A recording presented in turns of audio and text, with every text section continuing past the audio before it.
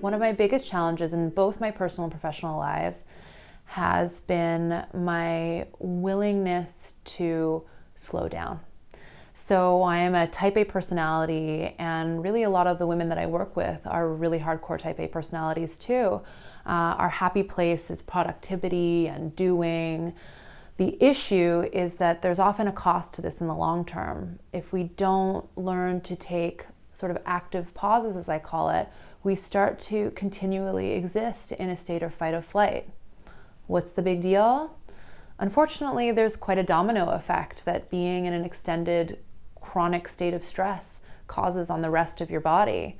Our hormonal systems start to go on the fritz, our digestive system starts to go on the fritz, and then we start to lose our ability to absorb nutrients properly. We're not able to manufacture hormones properly, and we get into a deep level of exhaustion that is called burnout or adrenal fatigue. Once you hit adrenal fatigue, it's actually quite hard to come back from it, because it's sort of like the gas tank being on empty.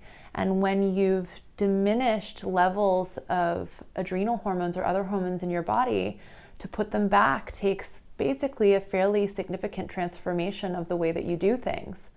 In my 20s, I had reached burnout.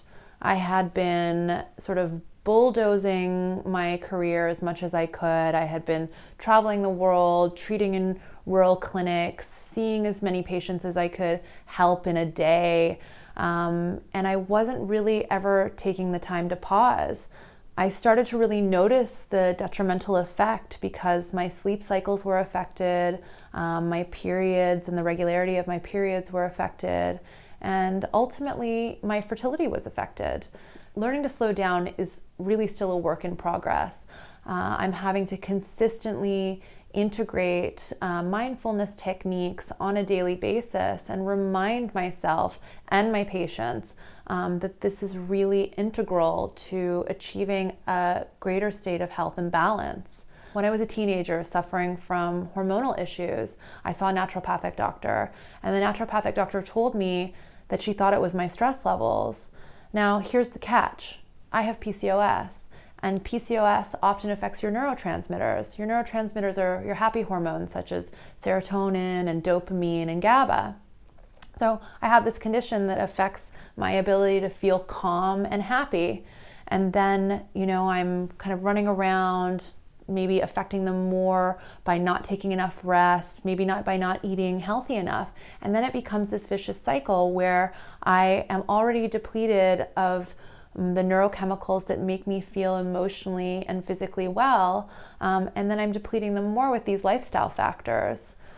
Conditions like PCOS predispose you to emotional problems. Generally, a lot of the women that have PCOS that I see in my clinic are also suffering from some forms of anxiety and depression, and they've been struggling like that often since their puberty or from before that.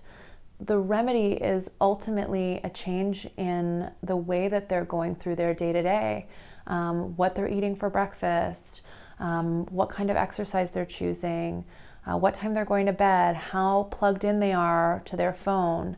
Once we're able to deconstruct what it is in their daily lifestyle that is affecting them, we are able to develop the game plan to be able to fix it.